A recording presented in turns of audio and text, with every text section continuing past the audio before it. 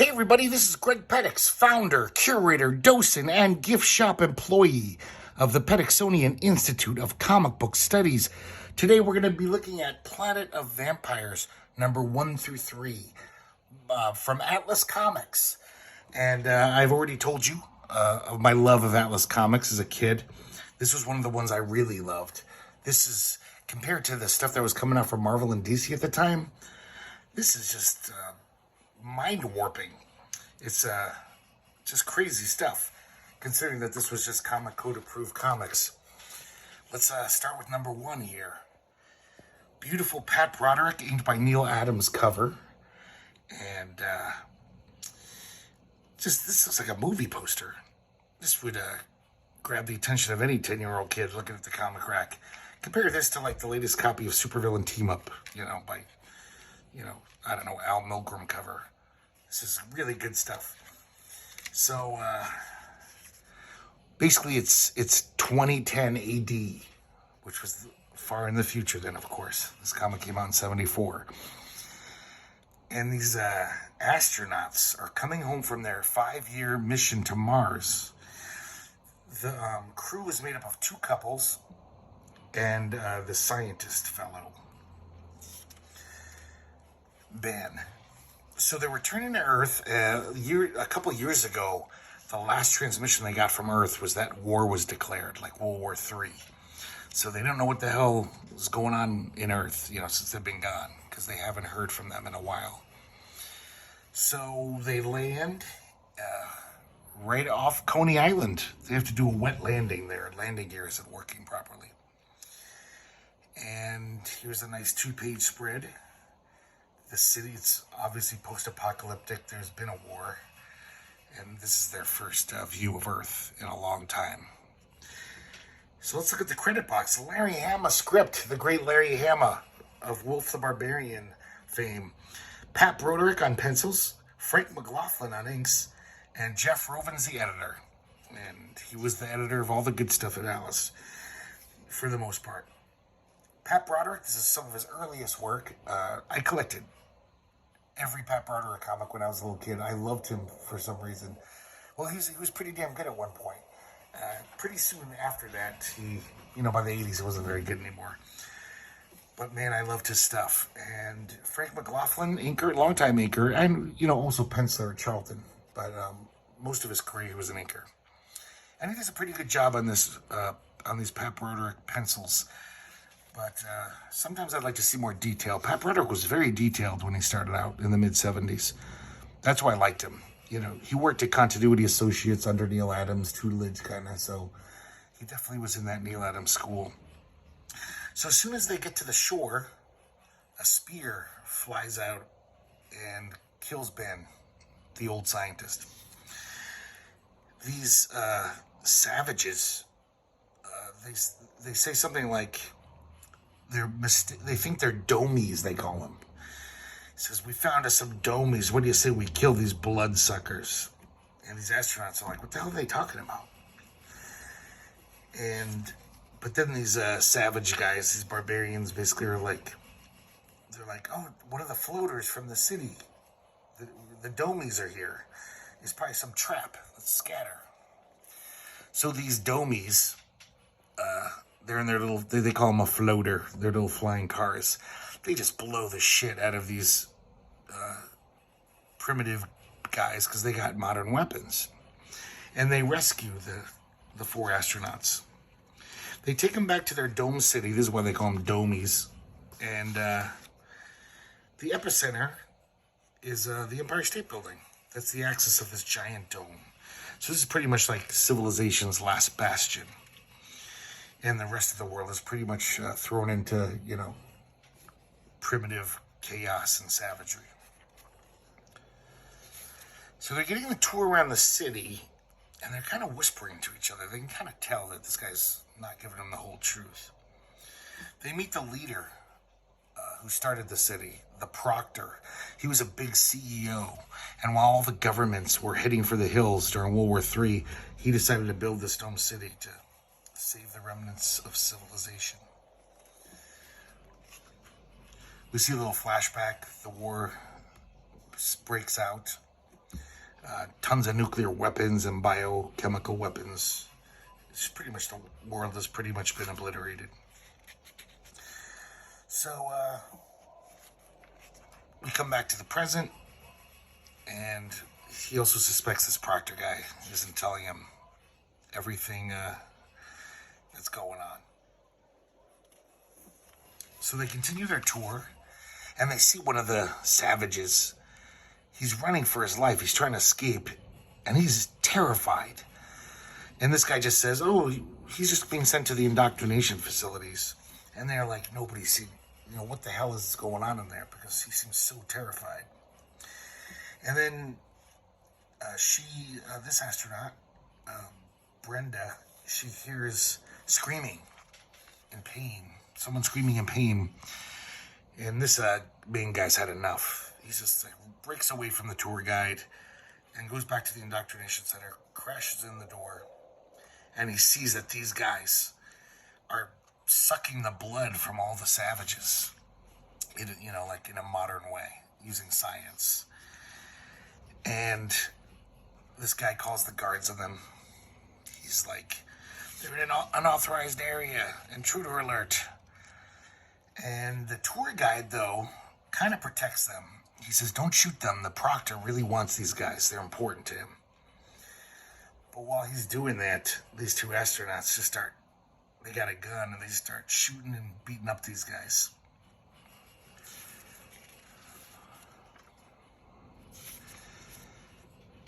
And he says the guards are saying, throw down your weapons, but they're, fighting. They're not going to give in. One of the savages breaks free and says, hey, give us some guns. We can help you. So they take the chance, And together, they break their way out of this laboratory. And they meet the leader of this one gang.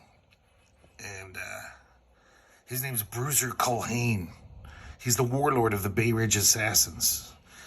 So all these savages have kind of become, like little tribes, all warring against each other. But all of them fall prey to this city of vampires. So the Proctor confronts them, and he says why he's interested in them, because they're like only four humans who are untainted by the Holocaust. And he explains the whole situation. The savages who have lived outside the dome, they've built up a natural immunity to the diseases that are ravaging the planets. These domies haven't. So they have to extract the blood from these savages and make a serum, which keeps them alive and keeps them well. So he's basically trying to say, join us. These guys are savages. We're more like you. And this guy says, fuck you. He makes a little historical comment. It's whether it's said about blacks, Jews, Indians, Latinos, or your so-called savages, because he calls them animals. So he realizes this guy's probably just as bad as the bigots from his era. And so they continue their escape, and they succeed. They go down to the old subways where there's still one of those push cars, or whatever they call those on trains. A hand car. That's what it's called. And they get out to the surface, street level, and here's the little cliffhanger. There's another gang here, and they're in their territory, which isn't a good thing. So this is the what's this guy's name? I guess we'll find out later on. They're from Ridgewood, though. Let me see real quick. Oh, it's Bad Lenny Siegel. And they're the Myrtle Avenue boys. So they came up in their territory, and these guys are probably it doesn't look good for them. So that's the first issue. Just compare that, like the story in this, the amount of story, and to just your average Marvel DC comic from that era. Like, this is definitely skewed towards an older reader. Like, when you're a 14-year-old kid in the early 70s, or mid-70s, you're kind of embarrassed to be reading The Flash and, supervillain team-up. But these are like comics that, almost like the black and white comics, like Creepy and Eerie. This is like pretty good entertainment. I was a young kid reading these, but I can imagine if I discovered these when I was 16, I would have been like, wow, this is one of the most gnarly comics I've read. I don't know what happens in the second issue, but there's a definite improvement in the art. That's why I didn't comment much about it. It's not that great.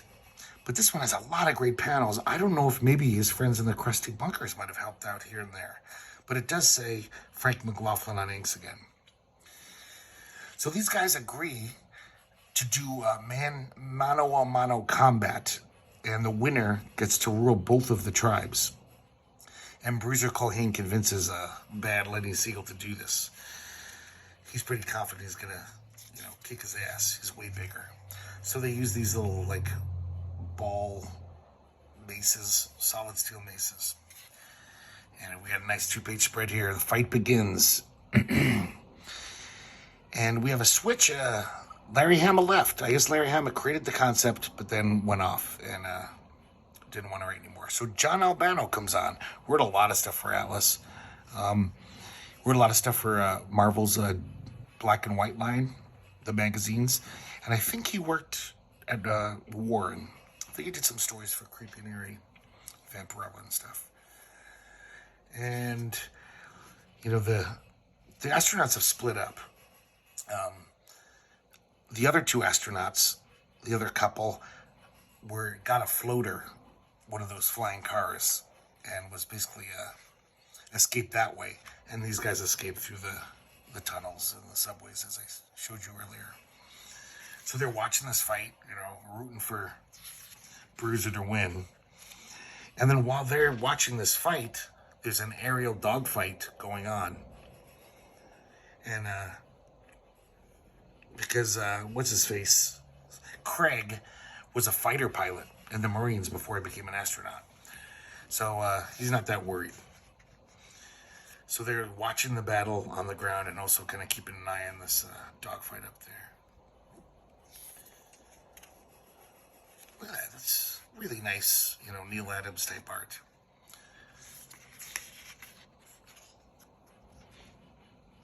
So the fight continues and Bruiser wins.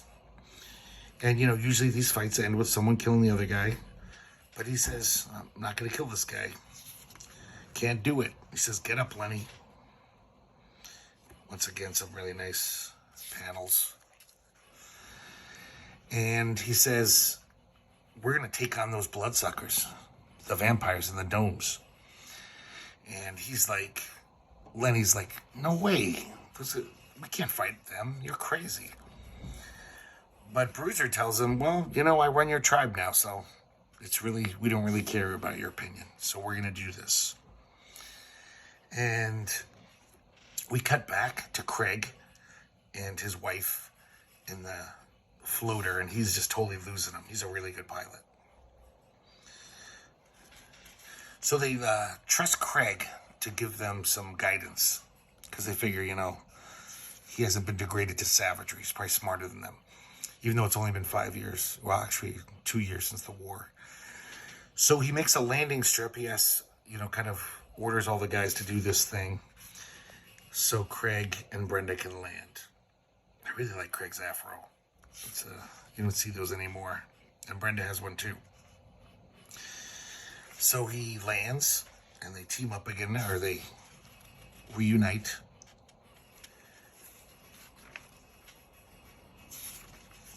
And he rewires it because they're atomic powered, these floaters. And when these other floaters come down to get closer to the floater on the ground, it explodes, which seems kind of dumb. There's probably a lot of radioactivity coming out of there.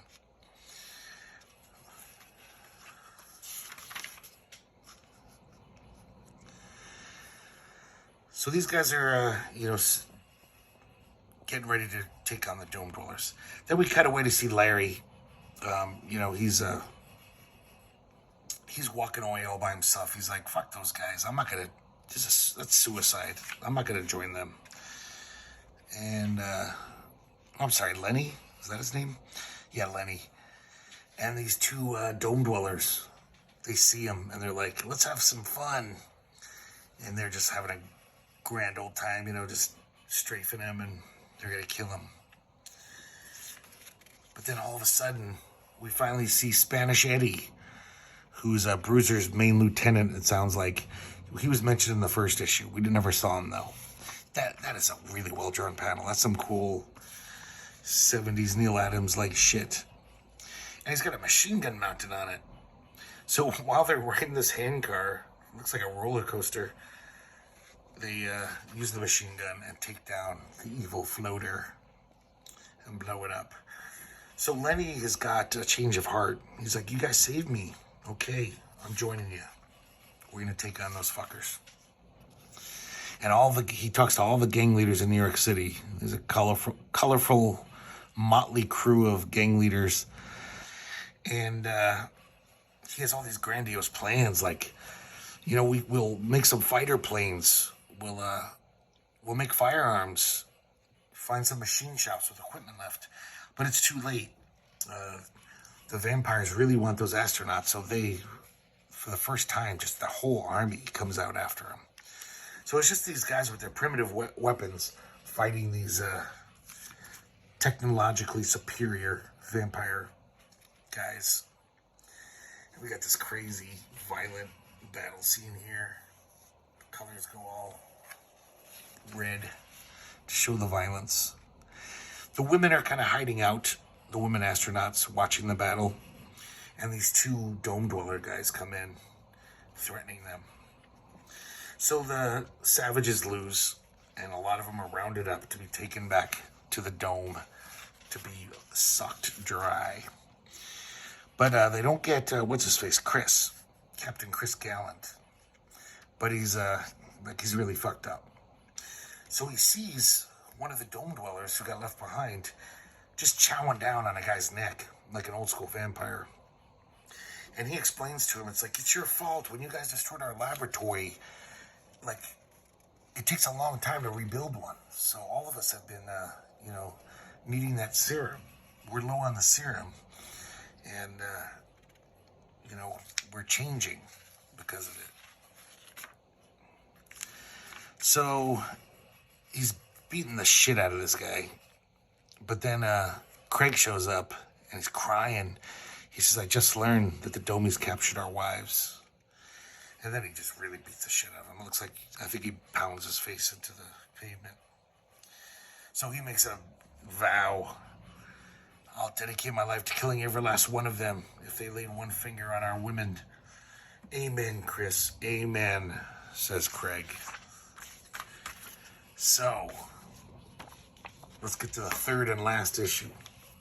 Planet of the Vampires, unfortunately, like all Atlas comics, was nipped in the bud. I'm so sorry. I totally forgot to mention. This cover's by Neil Adams and Dick Giordano. So, getting a Neil Adams cover back then was always a nice bonus. Though it looks like it was meddled with editorially, I have a feeling. Okay, Planet of the Vampires number 3. Cover and interior art by Russ Heath. So I guess Pat Broderick had to leave. Maybe he left for Marvel already. And they got Russ Heath to draw the third and last issue. Not a bad substitute artist. This is very strange, though. There's only 4 astronauts in this comic. 2 women and 2 men. So who the hell is this white blonde guy? And I guess she has a short curly hair, like almost trying to be an afro, but she's obviously a white woman. So it's really weird that Craig and Brenda, the black couple in this comic, they were like, oh, but we can't show them on the cover. I don't know. It's very strange that because it doesn't even look like they even had to redraw it. It's not just recoloring. I mean, this guy's got like long locks of blonde hair, not an afro. So this is very strange. There's if you remember from my Wolf the Barbarian episode, sorry about my arm being in there, there was this Atlas comic book artist, which I recommend you guys all find. If you're a fan of Atlas, this is indispensable. But they did reproduce an unused cover from Planet of the Vampires. Perhaps that was going to be that cover, or maybe the unpublished 4th issue. It's by Pablo Marcos, and they're fighting the more savage vampires, because the vampires we'll see in this issue are becoming more vampire-like because they're not getting their serum. They're growing fangs and such. But here we clearly see Craig. So I don't know if maybe some weird editor was like, oh, we don't want a black guy here on the cover. And so we'll do this one. And I don't know. I don't like it, though. It's not cool. So we're back at the Dome. And so they did find one fighter jet, Craig and Chris. And they aim it right at the entrance, and then they eject and just use it as a missile. And it's loaded with explosives. So the jet goes right into basically the front gate of the Dome to make an opening. And this huge 2-page spread. This very Russ Heath-like, he was doing all those war comics for DC. Well, for everyone, but at this time he was doing a lot for DC. This toy looks like it would be from Sergeant Rock.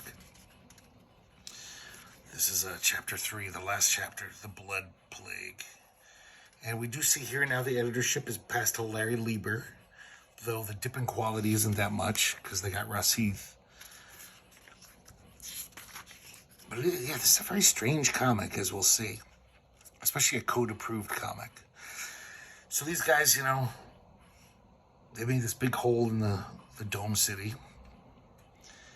And this is, I gotta say, some of the clunkiest recounting of the story. Like telling you what went before. These guys, even though they just made an entrance to this Dome City, you'd think they'd be hustling in to invade. They're kind of like calmly talking about everything they've done in the past 2 issues. And man, ever since we returned from our 5-year Mars probe and learned that a nuclear war had been waged here on Earth during our absence, we've been hassled by those dome-dwelling demons. Luckily, we managed to elude them, but the damn monsters captured our wives. Who would say this? Yeah, of course, you know this. That's why you're there, to get your wives. But they're actually stopping to say this shit. I've never seen such clunky dialogue to explain what went before, And so they get in, the big hole they made in the Dome. They just stroll right in. There's some booby traps, and they have to avoid. And then out come the soldiers are all around. So they do that little trick that you see in movies where Chris dresses up like one of them and pretends he's got him as a captive. And then they attack at a certain point. They totally massacre all these Dome soldiers. They've got some heavy ordnance. When they got the jet fighter, they also got some hand grenades and bazookas, and it was like some old military base. So they're doing pretty good against these Dome dwellers. And when they get to the main interrogation lab, as they call it, which is really the blood-sucking facility, the lab, they bazooka open the door because it's locked, of course. And Craig finds Brenda. They sucked too much blood out of her. She's dead. He's like, no, oh God, no. And then he's obviously bereft. He's like, she's dead, Captain. My Brenda is dead. And Chris just says, they kill all their victims, Craig. Suck them as dry as bones in the desert. Come on, partner. Nothing more can be done here. It's like the most insensitive fuck here. I think it's just bad writing. I don't think John Albano even thought it through about, he was probably just rushing out the script. But man, this is just ridiculous. And he says, I'm not going with you. There's nothing left to fight for. Craig says that because he's just crying. So he says, okay, brother, I'll leave you back here. And once I've settled up with the proctor, he's like the leader of the city. And so he's walking through, heading to the proctor's office. The proctor now has fangs because nobody's getting enough serum. You'd think he would, though, since he's the leader, the fascist leader of this place. And shoots him right in the head, kills him. So then when he comes out of the office, Craig's there. He looks like he snapped out of it because he found Elisa, Chris's wife. And Craig is kind of, bucked up a little. He's like, I guess, I feel empty. My soul died, but, I'm going to carry on with you guys. So they get a floater craft. And, but then It's kind of weird dialogue. Chris says, you know what? Actually, I'm going to stay. And Chris says, what, you're just going to stay in a city of ghosts, vampires, and savages? And Craig says, because Brenda is one of those ghosts, and sooner or later she'll be looking to make contact with me, I've got to be here so Brenda's ghost can find me. That's kind of weird. All of a sudden, this guy believes in ghosts and thinks he's going to be reunited. So they fly off. They go all over the country. I guess these floaters have a lot of nuclear power energy in them. Every place is just fucked and destroyed, and there's no good part. So they land outside of LA, and they see that all the zoo cages have been ripped open. And they figure, well, this place is as good as any. We'll hang out for a little while. But there's something disturbing about this place. And then he loses track of Alyssa, and these giant, blood-sucking vampire, like tarantulas, giant spiders, attack her.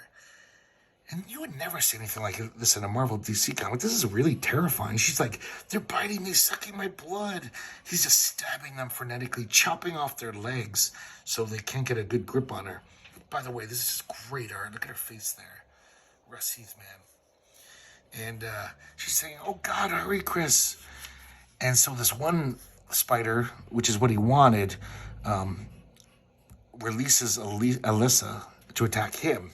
And he's like strangling him. This thing's strong as hell.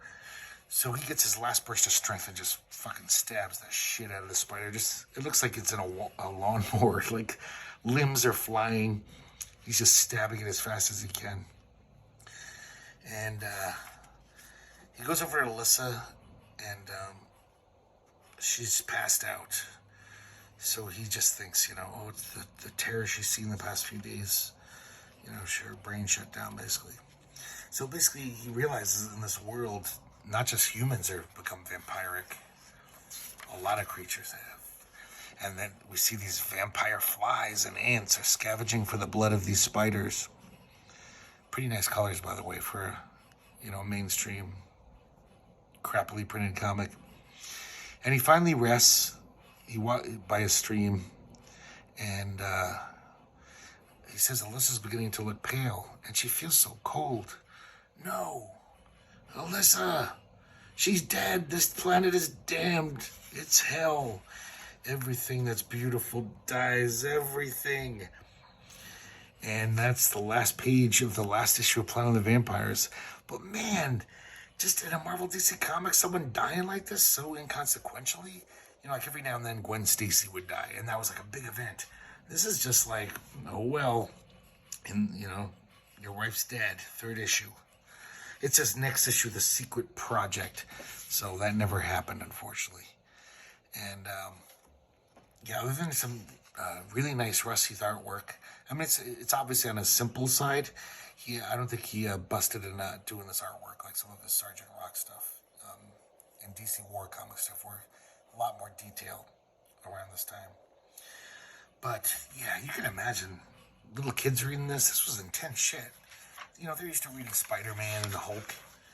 Nothing like this happened in Marvel and DC. He would get a 2-page spread, and it's by Larry Lieber and Al Milgrom. And whatever. Obviously, Larry Lieber spent his whole life trying to draw like Jack Kirby. And it is very Kirby-esque, but not very good. So we'll never see this coming attraction to fruition. So that's it. Planet of the Vampires 1 through 3. And really still like these comics. Still like the concept. I wish this comic went on for longer. But these are from, I didn't mention, pretty much 1974 and probably ended in early 75, I imagine. Or, springtime. So that's it. Hope you liked it. And you should find more Atlas comics to read. They're really fun and interesting. And I'll see you next time.